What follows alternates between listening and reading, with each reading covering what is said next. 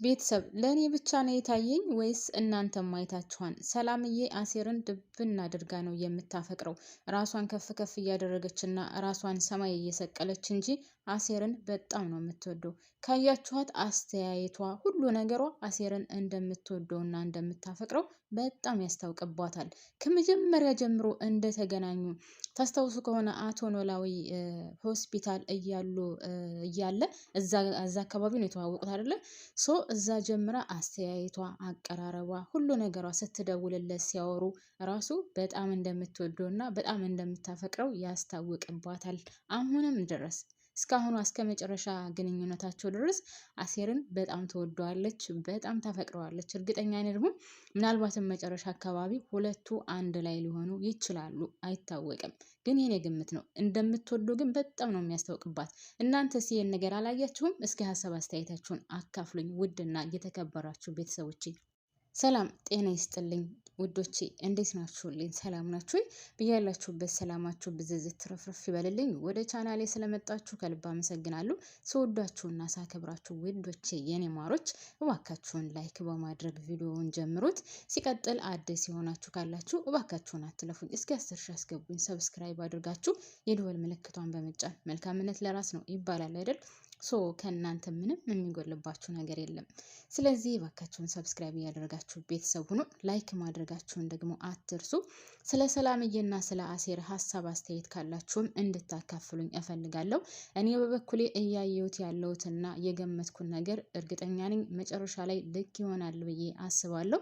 አሴር ለጊዜው አሁን ለሰላምዬ ምንም አይነት ስሜት ወይም ደግሞ የፍቅር እሳቤ የለውም። ነገር ግን እሷ ከመጀመሪያ ጀምሮ እንደነገርኳችሁ አቶ ኖላዊ ሕክምና ቦታ እያሉ ጀምሮ ሲተዋወቁ አሴርን በጣም እንደምትወደው እና በጣም እንደምታፈቅረው አይኗ ላይ ያስታውቅባታል።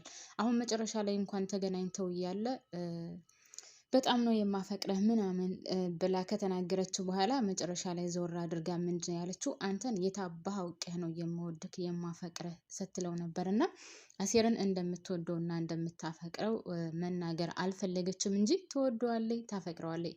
በሌላ በኩል እንግዲህ የሀኒቾ ጉዳይ ነው። ሀኒቾ ምን ደረጃ ደርሳ ይሆን? ምን ሆና ይሆን? ምን አይነትስ ችግሩ አጋጥሟት ይሆን? መታት አልመታት የሚለውን እንግዲህ ዛሬ የምናየው ይሆናል ውድ ቤተሰቦች። ነገር ግን ይመታታል ብዬ አላስብም እውነት። ይሄ ማነው ስሙ ቅዱስ ሀና መቷት። ሀና የሆነ ነገር ከሆነች ድራማው ከሚገባው በላይ ያስጠላል። በቃ እስከ ዛሬ ምነው ባላየሁትም የምንልበት ይሆናል ማለት ነው። ምክንያቱም ሀና እስካሁኗ ሰዓት ድረስ የመከራና የችግር ጊዜ ነው እያሳለፈች ያለችው። ስለዚህ አንድ ሰው ምናልባትም መጀመሪያ አካባቢ ይፈተናል፣ እስከ ግማሽ እድሜም ቢሆን ይፈተናል አይደል? ነገር ግን ሀና እስካሁኗ ድራማው ከተጀመረ ጀምሮ እስካሁን ድረስ ሀና በፈተና ውስጥ ናት። ስለዚህ በፈተና ውስጥ ብዙ ጊዜ የተፈተነ ደግሞ የሆነ ጊዜ ፈጣሪ እንኳን በቃችሁ ይላል አይደለ? ስለዚህ የሆነ ጊዜ ማረፍ አለበት። የሆነ ጊዜ ደስተኛ ሆኖ ህይወቱን መምራት አለበት አይደል? ብዙ ጊዜ በፈተና ያለፉ ሰዎች ትልልቅ ከባባድ ችግርን ያሳለፉ ሰዎች መጨረሻ ላይ ካያችሁ ጥሩ ህይወት ነው የሚገጥማቸው። ስለዚህ ሀናም አሁን ይሄ ቅዱስ መቷት የሆነ ነገር ከሆነች እውነትም ደራሲው በሽታ ነው፣ ደራሲው የተመታ ነው፣ ደራሲው የሆነ ቀሽም ነገር ነው። የእውነት ነው የምላችሁ። አሁን ሀና እንድትመታ ካደረጋት ሀና አሁን መመታት የለባትም። ከአሴርም ሆነ ከእዝራ ያላትን የፍቅር ግንኙነት አጣጥማ ጥሩ ህይወት እየኖረች ከቤተሰቦቿ ጋር ጥሩ ህይወት እየኖረች ማየት እንፈልጋለን። እኛ በበኩላችን እንፈልጋለን። የተገፋና ብዙ ዋጋ የከፈለ ብዙ ችግርንና መከራን ያሳለፈ ሰው ማን ነው አይለፍለት ያለው? ይለፍለት እንጂ ምን ነው ደና ኑሮ የሚኖሩት ብቻ ናቸው የሚያልፍላቸው እንዴ? እንደ ሀኒቾ አይነት ህይወት ብዙ ያሳልፋሉ። ስለዚህ እንደነዚህ አይነት ሰዎችም ይለፍላችሁ እንጂ ተው። በድራማው እንኳን አልፎላቸው እኔ ቤተሰብ ምን እያሰባችሁ ነው ደራሲዎች? ለማንኛውም እኛ ሀና አሁን እንድትመታ አንፈልግም። ሀና ተመታ ሆስፒታል ገብታ ወይም ደግሞ የሆነ ችግር ደርሶባት ወይም አሁን እንግዲህ የተሸከመው ድንጋይ ቅዱስ ማለት ይዞት የነበረው ድንጋይ እሷን ሊመታበት በጣም ትልቅዬ ነው። በዛ ድንጋይ አሁን አናቷን ከመታት ፈጣሪ ብሎ የመትረፉ እድል እንኳን ቢገጥማት ታስታውሳለች ብዬ አላስብም። ስለዚህ እንደዛ መሆን በፍጹም የለበትም። ሲቀጥል የሴት ጓደኛ ቤተሰቦች ግን ለምንድን ነው እኛ ሴቶች ስንባል በዚህ ደረጃ የከፋ ነው? ለምንድን ነው? አሁን እኮ ሀኒቾ ምንም አላደረገችም። አሴር ማነው ስሙ እዝራ ነው አይደለ? አንቺን አልወድሽም አላፈቅርሽም ያላት። ስለዚህ ሀና ምን ማድረግ አለባት? ሀና ሄደላት እንጂ አልሄደችበትም እኮ። ስለዚህ ቅዱስን ማነው ስሙ እዝራን እንቅ አድርጋ መያዝ ሲያቅታት ሄዳ ምንም የማታውቀውን ለማስገደል መሞከሯ። ሲቀጥል ቅዱስ ተብዮ የወንድ አልጫ ሀና መጥቶ በሰላም ከእሷ ከማነው ስሟ ከጽጌ ጋር እንደሚኖር ጅልነቱ። አንዳንድ ሰው ግን እንዴት ነው የሚያስበው? በድንግል ማርያም እስኪ አሁን እናንተ ስታስቡት፣ ለምሳሌ አሁን ቅዱስ ሀና መታት አይደለ? አይበለውና ብትሞት እሱ በሰላም የሚኖር ነው ይመስለዋል? ዘመኑን በሙሉ እስር ቤት ማሳለፉን ረስቶት ነው እንዴ? እንደ አንዳንድ ጊዜ እውነት ግርም ይለኛል እንዴት እንደሚያስቡ አንዳንድ ሰዎች።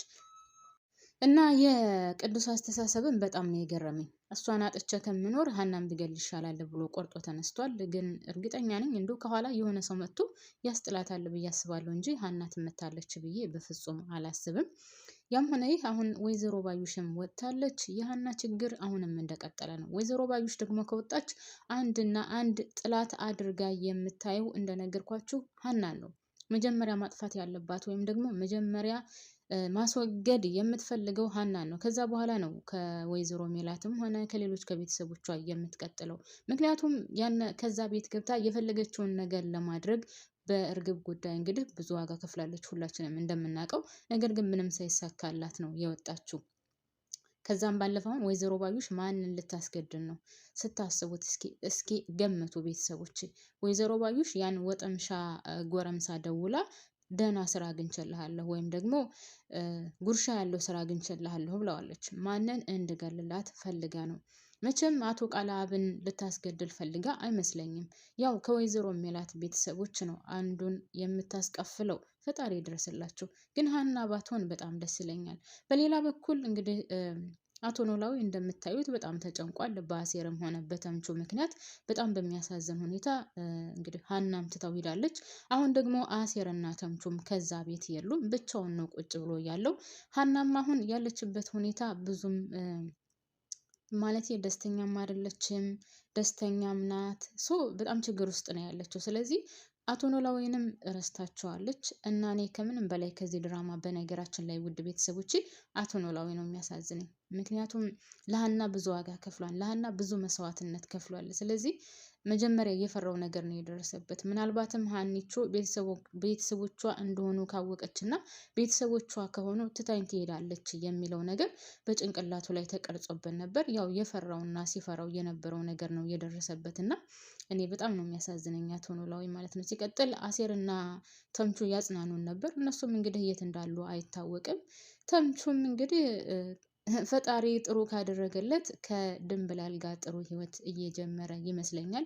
ምናልባትም ግን እኔ አሁን ተምቹንም አላምነውም። ከድንብላል ጋር ስላለው ግንኙነት ይቀጥላል ብዬ በፍጹም አላምንም። ምክንያቱም አሁን እርግብ ብትመጣ ድንብላልን እርግፍ አድርጎ ትቶ ወደ እርግብ ይሄዳል ብዬ ነው የማስበው። ምክንያቱም እርግብን በጣም ነው የሚወዳት፣ በጣም ነው የሚያፈቅራት። ያው መጥፎ መጥፎ ነገር ብትናገረውም ያው የወደደና ያፈቀረ ልብና አይን የለውም ይባላል አይደል? ነገር ግን እርግብ አሁን ድንብላል ለተምቹ እየከፈለች ያለችውን መስዋዕትነት ማንም ሊከፍለው አይችልም። እንግዲህ ወይዘሮ ሜላት እንደምታዩት ቁም ስቅሏን እያበላቻት ነው። እንደውም ከስራ ሁሉ እንድታስወጣ አዛት ነበር።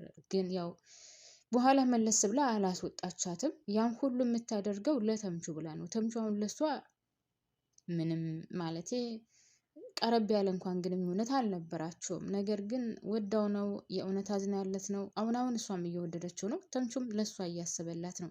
እስከ ዛሬ ድረስ እኔ እርግብን ትቼ ሌላ ሴት አውቃለሁ፣ ሌላ ሴት እለምዳለሁ ብዬ አላሰብኩም ነበር። ነገር ግን ያንቺ የተለየ ነው እያለ እና ደግሞ ግንኙነታቸውና ጓደኝነታቸው በጣም ደስ የሚል ነው። ሁለቱም የዋህ ተምቹም ካያችሁት የዋህና ቀን ከውስጡ ምንም አይነት ቁርዝምዝም ያለ ነገር የሌለበት ነው። ድንብላልም እንደዛው። ድንብላልም ምንም ነገር አታውቅም። እንደውም አሁን ቁጥብ ሆነች። በተለይ በተምቹ ዙሪያ በጣም ቁጥብ ሆነች እንጂ አንድ ሰው እንኳን እንደዚህ ነው ብሎ ከነገሯት መቋጠር የማትችል በጣም የዋህና ቀን ልበ መልካም ሴት ናት።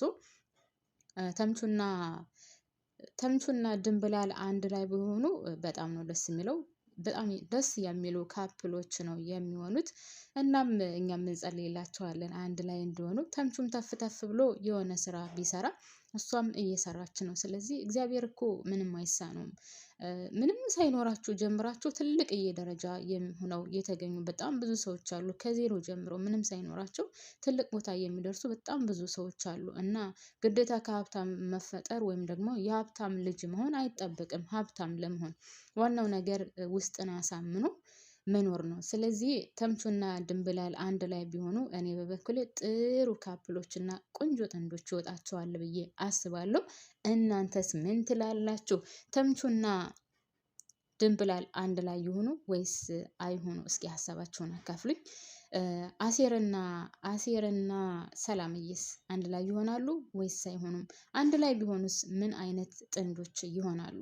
አሁን ስለ አሴር እነ ወይዘሮ ሜላትም እያሰቡለት ነው። ከእርግብ ስትሰራበት ከነበረው ሱቅም እንድሰራ አዛው ነበር። ያው አሁን ለጊዜው ማኑ ስሙ ተምቹ ስለጠፋበት እሱን ሳላገኝ ስራ አልሰራም ብሎ ነው። ለነገሩ ካሁን በኋላ እንኳን ከዛ ቤተሰብ ይሰራል ብዬ አላስብም። ምክንያቱም ከሀና ጋር ስላለው ቅሬታ ወይም ደግሞ ከሀኒቾ ጋር ስላለው ነገር ስለሚይዘው ከዛ ቤት ገብቶ ወይም ከዛ ቤት ውስጥ ስራ ይሰራል ብዬ አላስብም። ከሀና ጋር ሰላም ካላወረዱና እርቅ ካልተፈጠረ። ለማንኛውም ወደ ቤተሰቦች እንግዲህ ድራማው ያን ይመስላል። ዛሬ በአዲስ ነገር እንጠብቃለን። ሀኒቾ ኢንሻአላህ ነው የሚባለው ሳትመታ ማየት እንፈልጋለን። ሀኒቾ እንወድሻለን፣ ክፉ ነገር አይንካሽ። እስከ ዛሬ ድረስ ብዙ ዋጋ ከፍለሻን፣ ብዙ መስዋዕትነት አሳልፈሻን። ስለዚህ ክፉ ነገር እንድነካሽ አንፈልግም ሀኒቾ። ከዝራም ሆነ ከአሴር ጋር ጥሩ ህይወት እያሳለፍሽ ወይም ደግሞ ጥሩ ህይወት ላይ ሆነሽ ማየት እንፈልጋለን ሀኒቾ። እንግዲህ ሰላምዬም አሴርን ይስጥሽ ብለናል። ለማንኛውም እኔ እዚህ ላይ ያበቃለሁ ማሮችዬ። ላይክ አትርሱ፣ ስወዳችሁ